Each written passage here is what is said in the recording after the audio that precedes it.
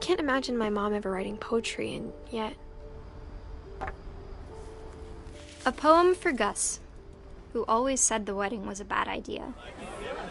Our father never hit us kids, at least not very hard, before the day my brother said with teenage disregard that he'd be dead before he'd see a wedding in our yard.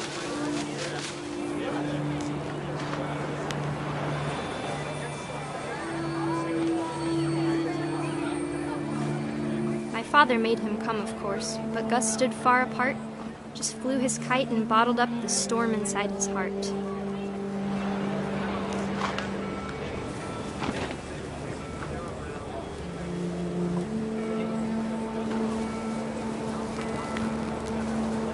I tried to talk him out of it, but though he'd never met her, "We don't need a stepmom," were the words that I now pronounce you husband and wife. Make him thrive.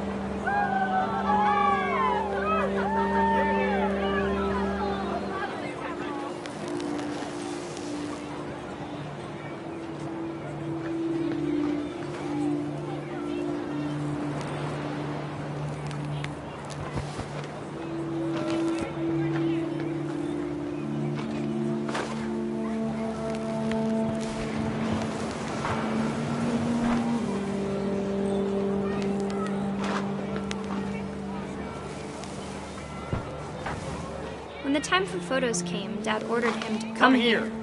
But Gus declined and as a sign held up his middle finger.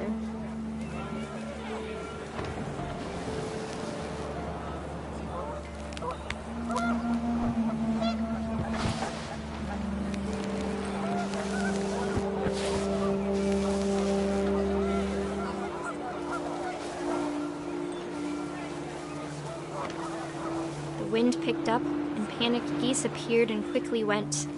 But all the humans did that day was go inside the tent.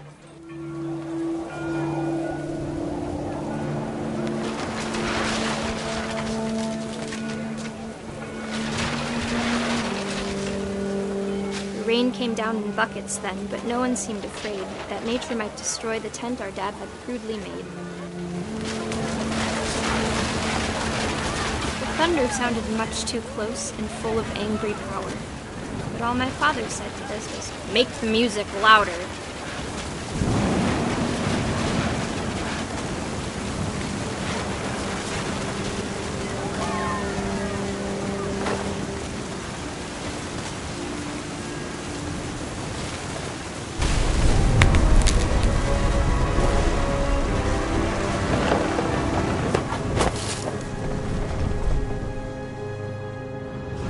I wish that I could truly say I thought about you on that day.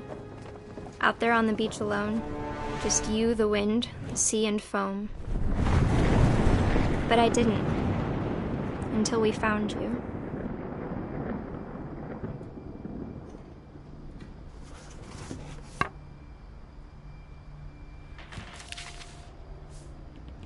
She never talked about him, but Mom told me once if I was a boy, they were going to name me Gus.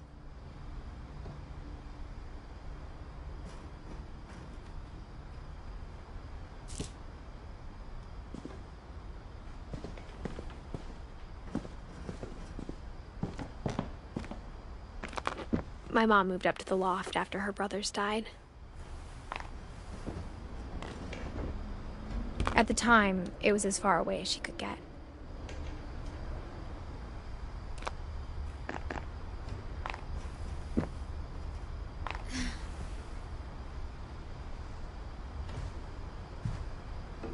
Religion was another thing my mom never talked about, but I think it helped her a lot after her dad died.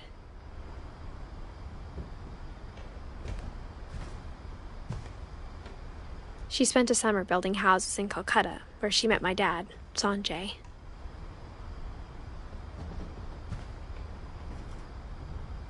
My mom moved to India a week after graduation and got a job teaching English. Louis was born a year later.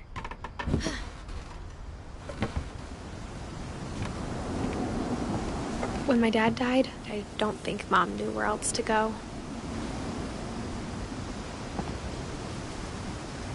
I'm sure Edie was happy to have her back.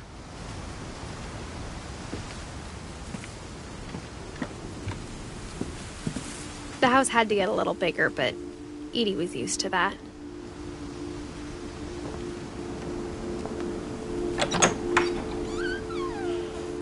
And for a while, things were good. Almost normal.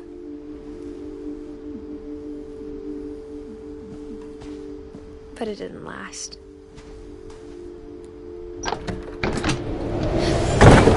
The beginning of the end was Milton's 10th birthday, when Edie gave him a castle.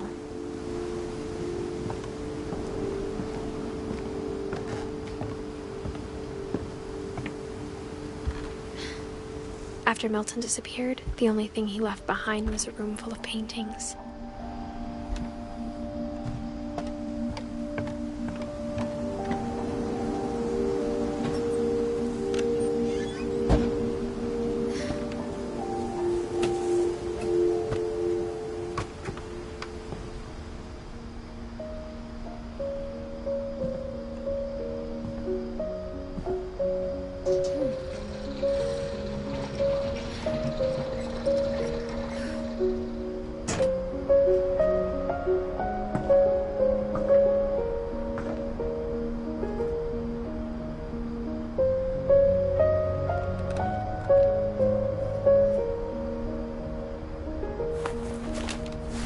Milton Finch in The Magic Paintbrush.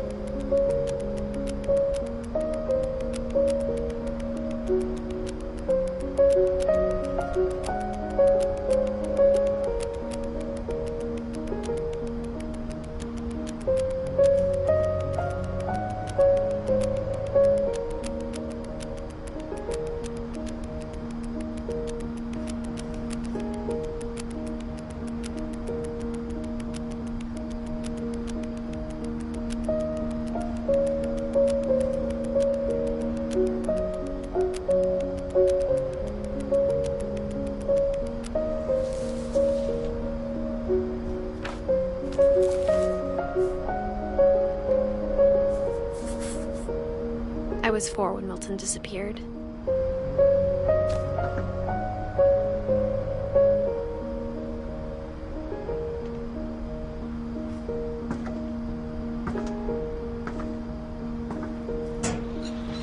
Mom spent months searching for my brother. Then she sealed the doors.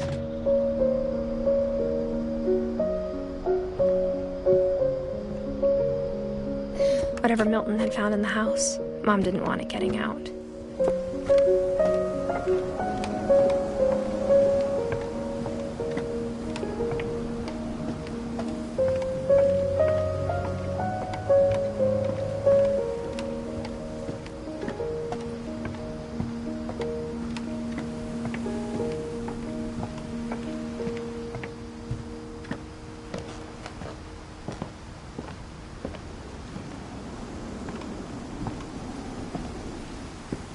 Mom definitely blamed Edie, but I think Louis blamed himself. After he graduated, he just spent more and more time in his room, until Mom got him a job at the cannery.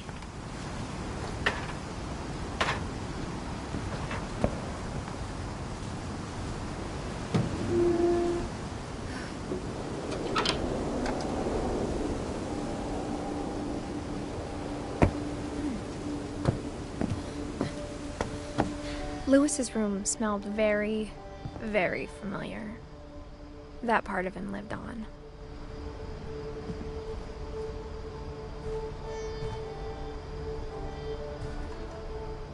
Louis and I spent a lot of time playing games together, but he was surprisingly bad at them. He died a lot.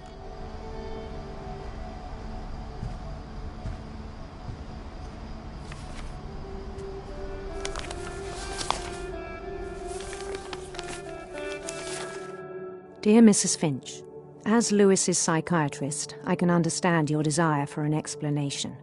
As I see it, the trouble began in January, shortly after we convinced your son to seek treatment for substance abuse. Newly sober, I believe Louis first noticed the monotony of his daily life.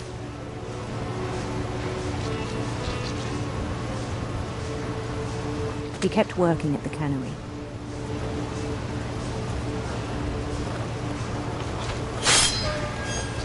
But he withdrew part of himself.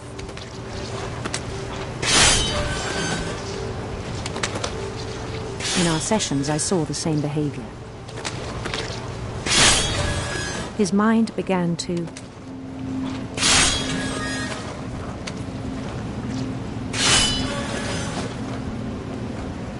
wander. I asked him to describe it. He said he started small, imagining a labyrinth. He'd feel his way about. Then something moved. Bats and toads.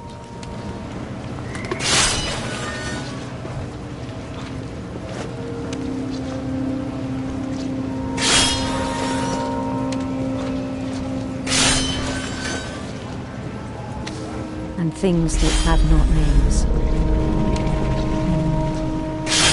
He knew it was all in his head.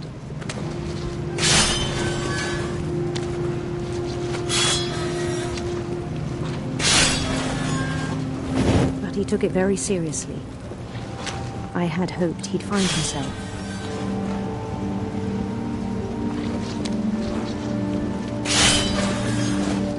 But he found something more.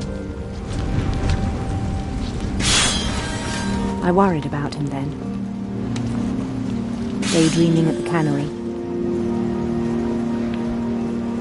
I spoke with his boss. But he said Lewis had become a model employee. Methodical, tireless, focused. Like a whole new Lewis. So I let him go on.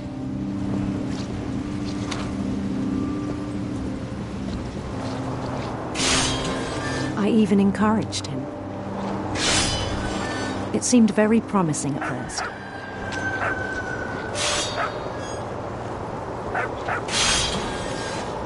He told me he'd made a new friend.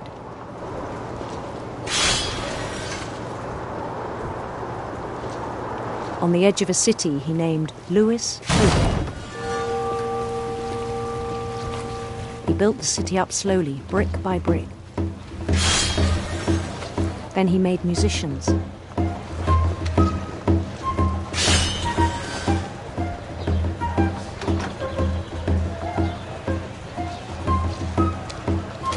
And songs for them to play.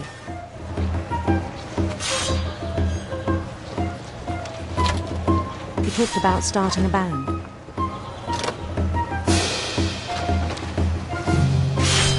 And he was always humming something. Every day his imagination grew stronger.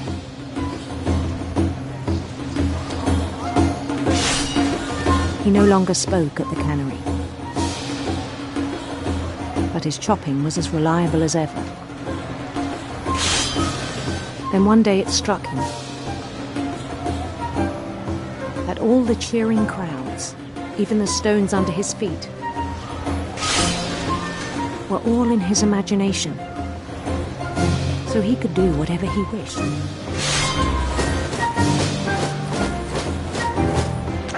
He held an election for mayor.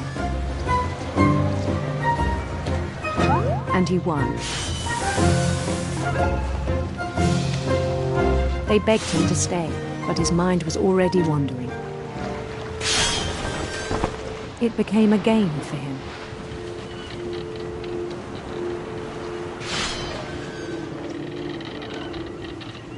He'd conquer a city, then immediately push on. New Louisville.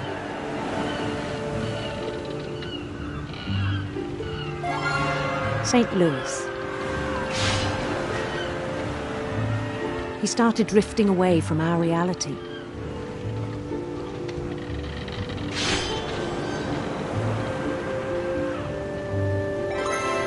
Minneapolis. Until one day he forgot to go home from the cannery. Even as his mother pleaded with him, part of Lewis kept sailing on.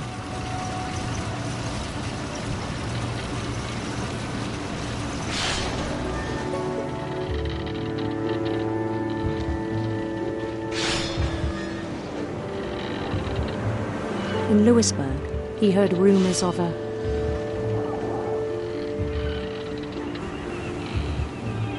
beautiful prince.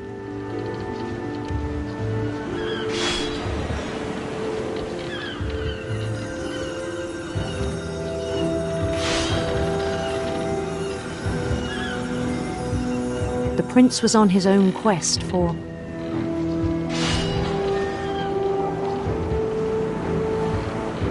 radiant rainbows.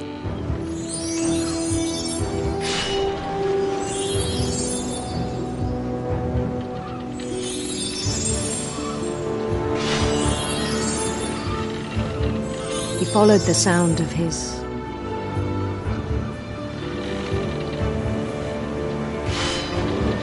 silver harp.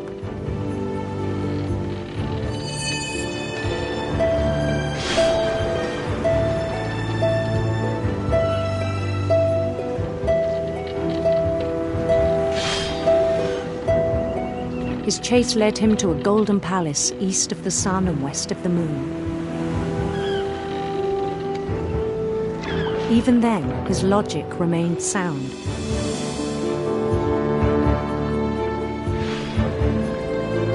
He knew the world was all in his imagination.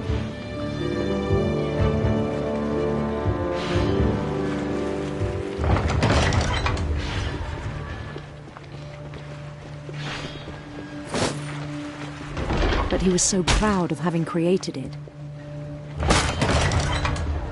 In his own eyes, he'd become something greater than a king.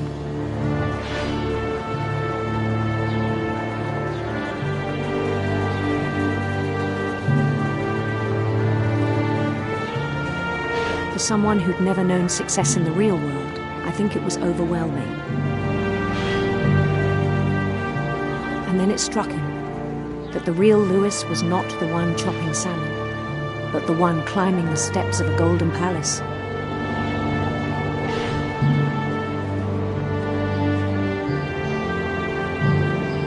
My imagination is as real as my body, he told me.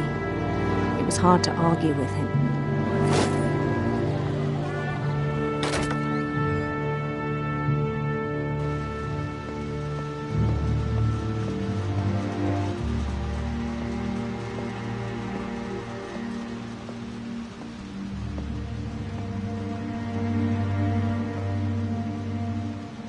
He began to forget the world we know.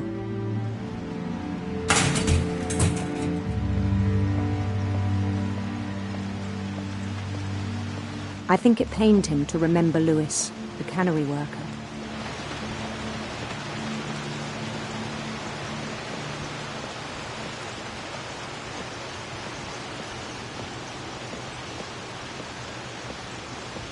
He began to despise the man with a royal contempt.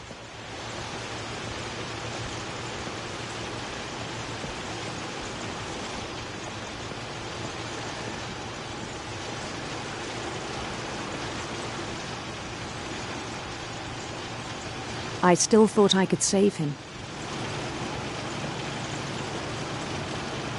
Even after he said he was being crowned king over all the lands of wonder. The palace would be packed with his companions.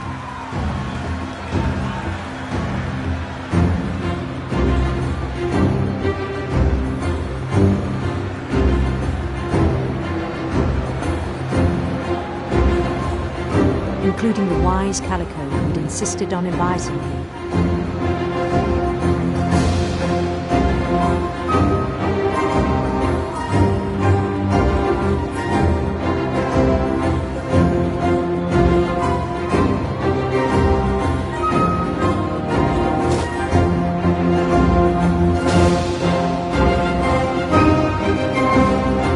His prince waited, holding his crown.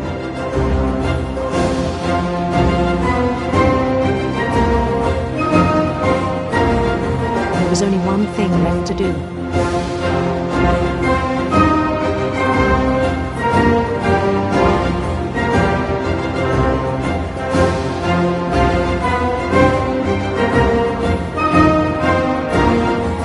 Bend down his head.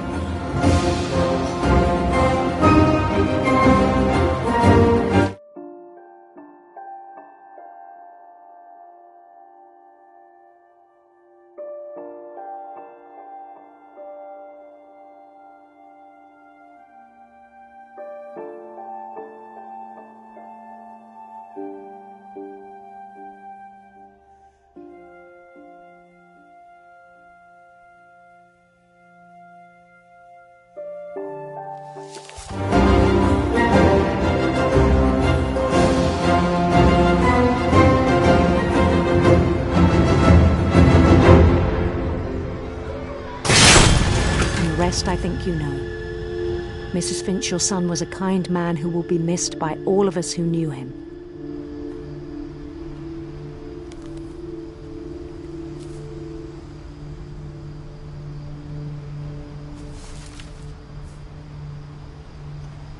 My brother was really cool. I wish you could have met him.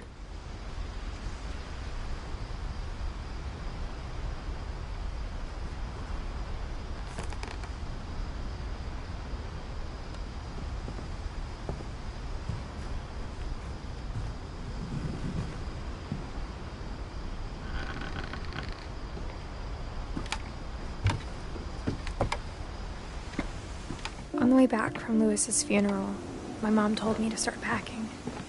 She waited until the day before we left to tell Edie.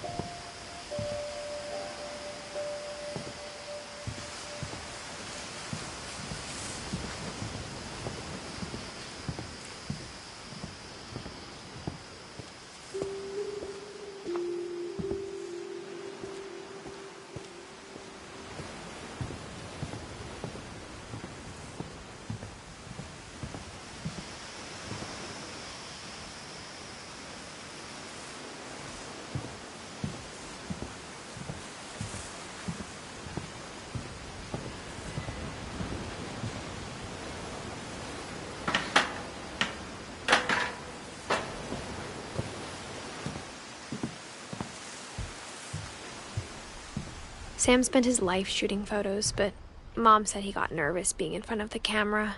I guess we're all afraid of something.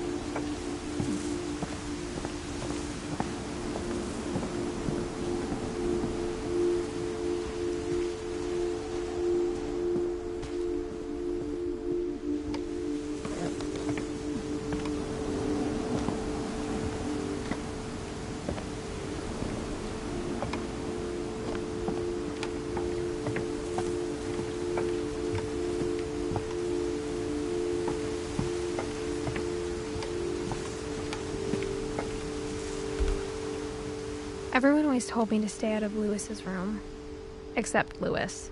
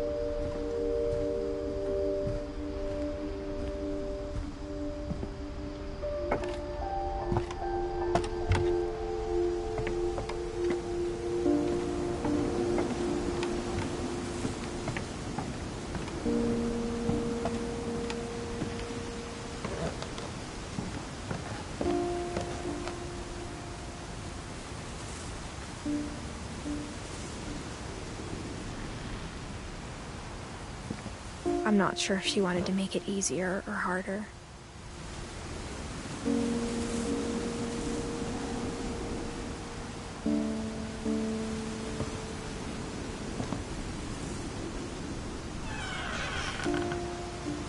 I wish we'd stayed.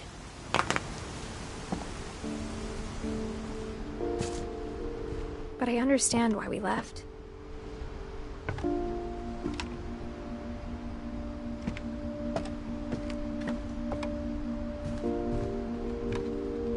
My mom ended up leaving everything behind.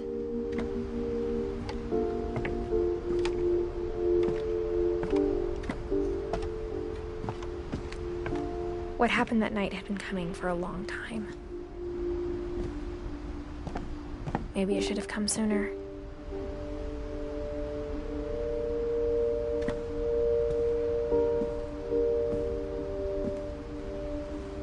But it had to end one way or another.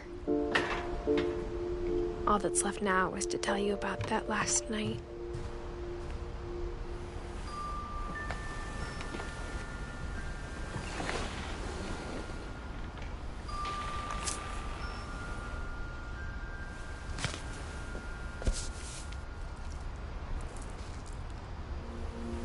That whole last day, Edie just watched us pack and didn't say a word. Until supper, when she raised her glass and said, "To our final night together, and all our final nights apart." Grandma, you know what I said about alcohol. Some of your medications are very Edith, specific. I left a present for you in the hallway. Why don't you go open it? The grown-ups have to argue now. I'm sorry, you're right. We're all leaving tomorrow. Let's just enjoy our last... I'm not leaving. Edith, you're excused.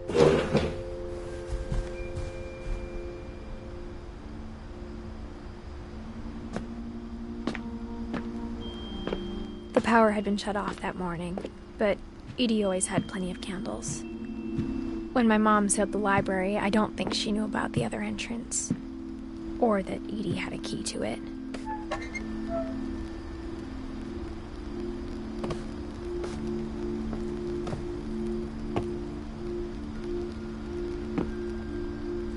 That thing you're afraid of isn't going to end when you leave the house. Edith has a right to know these stories. My children are dead because of your stories!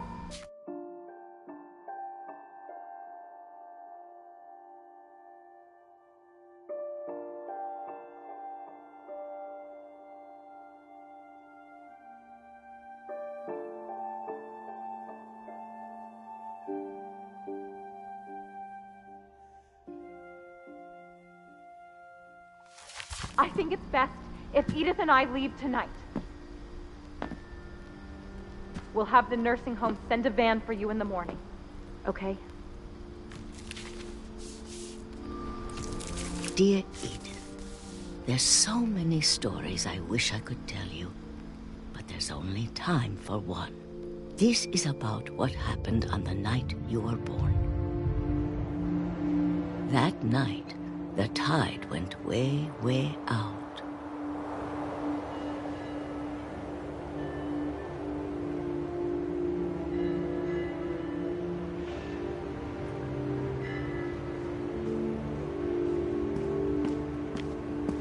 It was the first and last time I ever saw the old house aground. There'd been an earthquake out in the middle of the ocean. They called it the lowest tide in 1,000 years. God, it smelled awful. You know, I've seen that house every day of my life.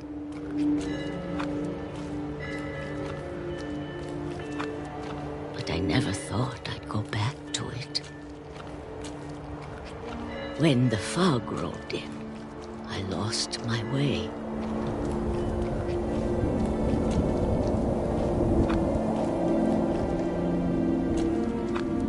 I got turned around.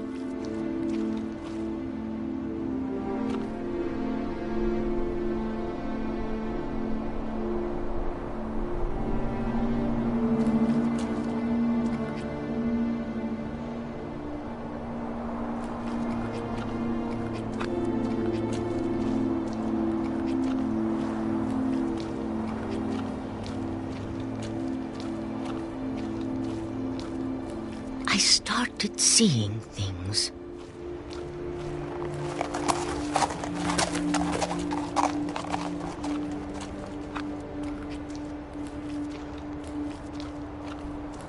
Things I'd forgotten had ever existed.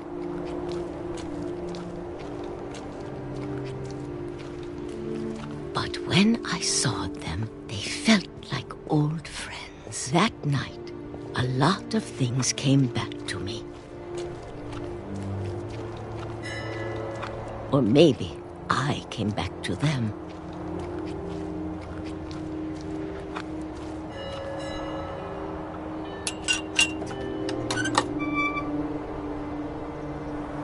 Things I can't explain, but that I need you to try and... Edith, what are you doing in here? It's mine! Edith! Mom, you're gonna rip it! Let go!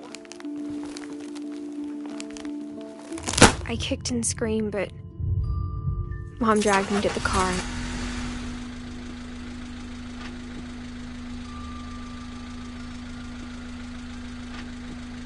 I never saw Great-Grandma Edie again. The next morning, the band came to pick her up, but she was already gone. After that, we moved around a lot.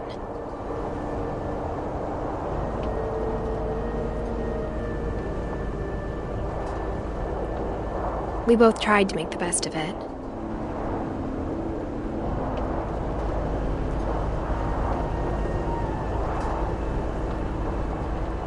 A few years went by.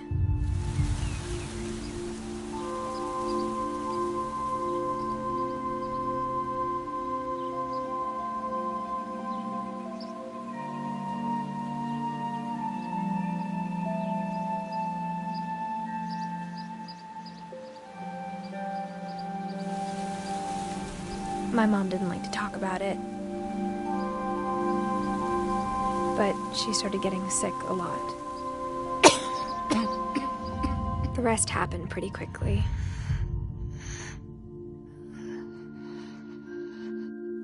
She got better for a while, and then she didn't.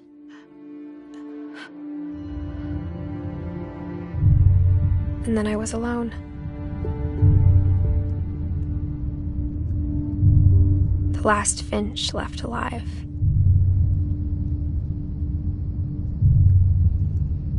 Until I found out about you. I'm still not sure what to tell you about all this. If we lived forever, maybe we'd have time to understand things. But as it is, I think the best we can do is try to open our eyes. And appreciate how strange and brief all of this is.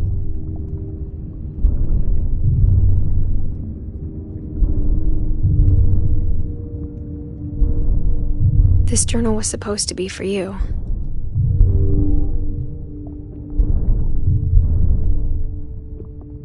But now I hope you'll never see it. I just want to meet you and tell you all these stories myself. But I guess if you're reading this now, things didn't work out that way.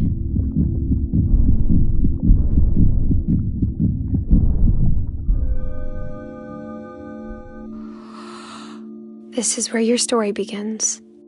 I'm sorry I won't be there to see it. It's a lot to ask, but I don't want you to be sad that I'm gone. I want you to be amazed that any of us ever had a chance to be here at all. Good luck.